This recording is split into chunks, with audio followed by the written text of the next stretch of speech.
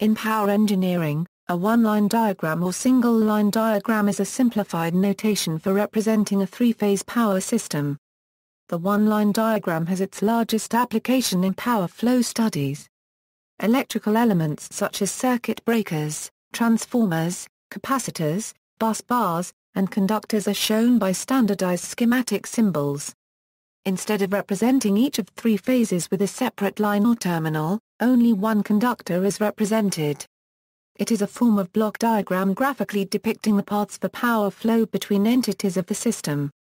Elements on the diagram do not represent the physical size or location of the electrical equipment, but it is a common convention to organize the diagram with the same left to right, top to bottom sequence as the switchgear or other apparatus represented. Balanced systems. The theory of three-phase power systems tells us that as long as the loads on each of the three phases are balanced, we can consider each phase separately.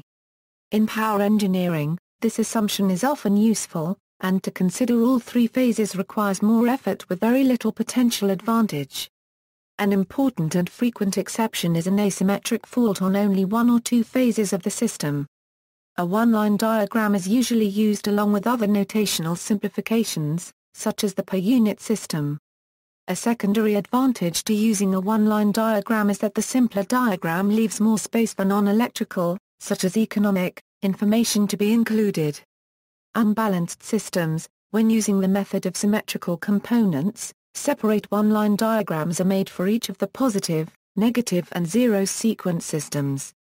This simplifies the analysis of unbalanced conditions of a polyphase system. Items that have different impedances for the different phase sequences are identified on the diagrams. For example, in general a generator will have different positive and negative sequence impedance, and certain transformer winding connections block zero sequence currents. The unbalanced system can be resolved into three single-line diagrams for each sequence, and interconnected to show how the unbalanced components add in each part of the system.